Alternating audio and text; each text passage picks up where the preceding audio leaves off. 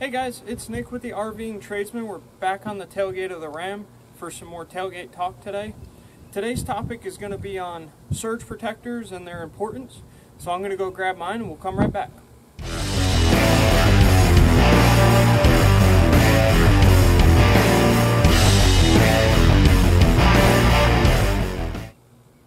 Alright guys, so like I said, this video is on surge protectors. We're going to talk about the surge protector that I use, but before we do that, let's hit a couple of points as to why they're important in the first place.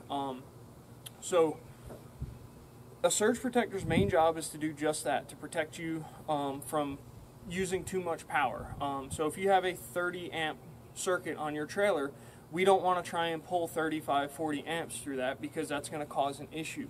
When we start to do things like that, that's when we generate heat. When we generate heat, we generate fire. We also burn things out. We'll damage compressor motors for the air conditioning, fan motors for the air conditioning. If you have any kind of electronics in there, like the inverter that charges the batteries or the circuit boards inside of the televisions, those are going to be affected by that stuff too. And we pay a lot of money for these trailers. We pay a lot of money for the accessories that we put in, and we should protect them.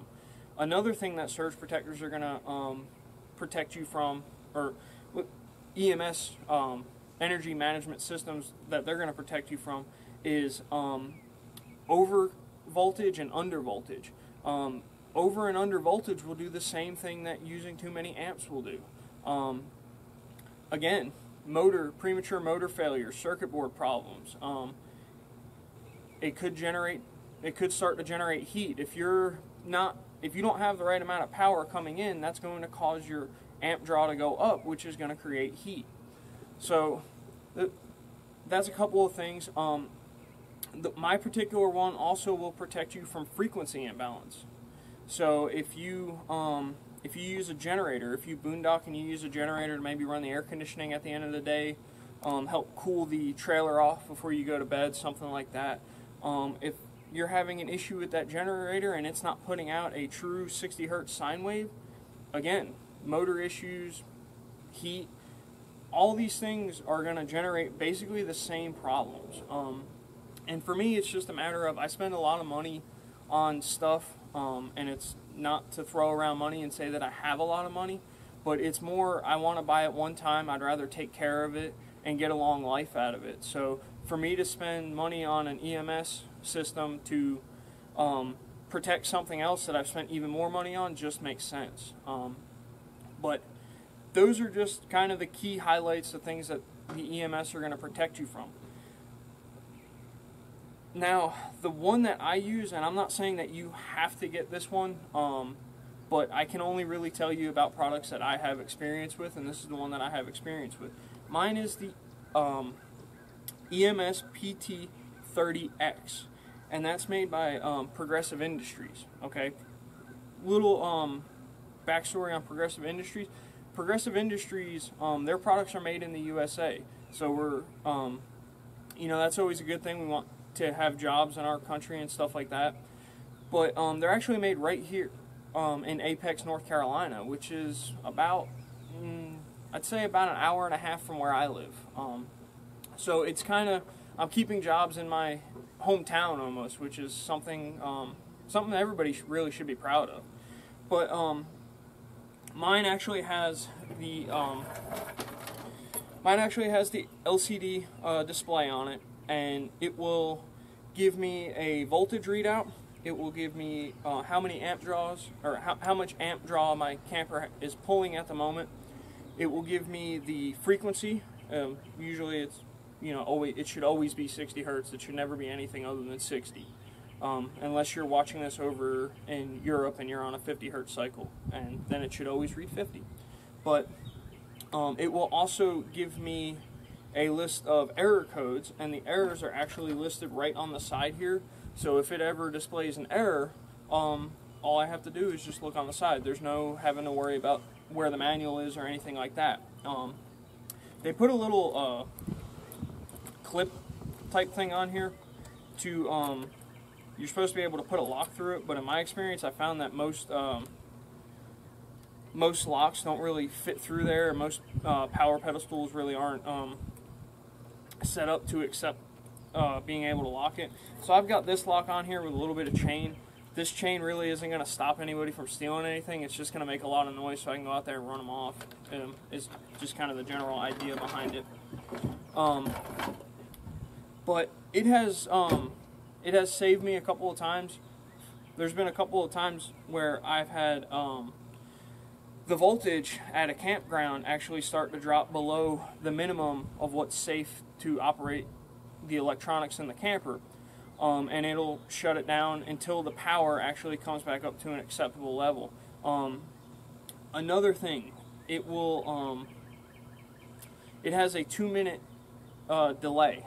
So if it shuts the power off from when you first plug it in, there's actually a 2-minute delay before it will allow power back to the camper. And that's really good for your air conditioning system, because if your air conditioner is running and we shut it down halfway through a cycle, the oil and the refrigerant, the oil needs to get back to the compressor and the refrigerant needs to stabilize before we want to turn the air conditioner back on. Generally in a residential or commercial air conditioner, we want to give that about 5 minutes. These units on trailers are very small. There's very little tubing to it. So really 2 minutes is probably more than adequate to allow the power to come back. And I'm a little bit of a nerd, and I kind of geek out on having lots of information. So for me, having the display on there is really nice, because I'll go out and check it a few times throughout the day and see what the power is doing. And more often than not, you can watch as the day goes on and it gets hotter and hotter and more people's air conditioners turn on, you can watch that voltage will start to drop. And the reason for that is, one, it's how they run the power through the campgrounds. I've seen a lot of them where they'll have, say 100 campsites, and they'll have maybe 4 services coming in to a campground to run 100 different campsites. And that's everything from 30 amp to 50 amp to, people plugging 115 outlets into the pedestal. So you're putting a lot of demand on those 4 services. And another thing is, nothing against, let me preface this by saying nothing against the guys that do the maintenance at the campgrounds or anything like that. I'm sure there's good ones out there. But as being in the trades, I know from personal experience, for every one guy out there that's doing an excellent job in everything he's supposed to be doing, there's probably 2 guys out there that aren't. If there's loose connections in the pedestals, if they're not being maintained like they're supposed to be maintained, being checked on, that's going to cause issues. And if they're just daisy chaining between each one, if this one in the middle is having an issue and it's daisy chain, pretty much everyone down the line is going to suffer from that same issue. And and this isn't even just maintenance guys at the campgrounds. A lot of them don't understand electricity. I've been to sites where I tell somebody, hey, you have a broken neutral and I don't have power on the roof. Okay, and this is a true story. I had this. We're going to sidebar for just a minute. I went up on the roof. I was trying to run a pump so that I could do some work on a unit.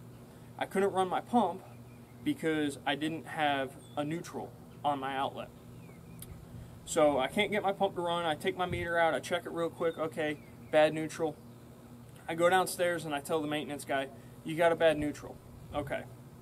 So more than likely what has happened is there is a junction box coming from the panel, or there's a junction box in between the panel and the outlet.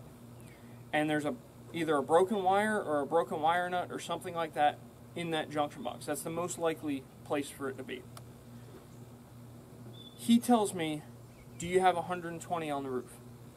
I said, yes. When I go between between power and ground, I have 120. When I go between hot and neutral, I don't have any power. That means the neutral's broken. He tells me, then it should run. No, that's not how it works, guys. Electricity has to make a circle. It's a path. If I don't have that neutral, it's never going to run. I tried for about 25 minutes to explain this before I eventually had to run a cord from the roof down off the roof in through the building and about 300 feet of cord, which when I'm running my pump uses a lot of power to run. It doesn't like doing that. So that's just an example. This guy deals with machinery every day, and he doesn't understand what a broken neutral means. It's just an example. Like I said, I am sure there are guys out there that know what they're doing and they do a great job. But again, for every one guy out there that knows what he's doing and does his job, there's 2 guys out there that aren't doing their job. So, you know, I don't remember what I paid for this. It was probably in the neighborhood of $200, $250. It's money well spent. My investment's protected and my family's protected, and I can sleep better. So that's all I'm going to give you guys on that. I'm not going to beat a dead horse on this. As always, like, comment, subscribe to the channel, share the videos out there. We're almost at 500 subscribers on there. When we hit 500, we're going to be doing another giveaway. So spread it around to your friends. And if you guys want to throw in the comments what EMS systems that you guys use, that's good too. Hey, give us your experiences, man. Let's get these products out there. Give these companies a little bit of love if they're doing good work. But that's all I have for you guys. As always, stay safe, and we'll see you guys on the next one.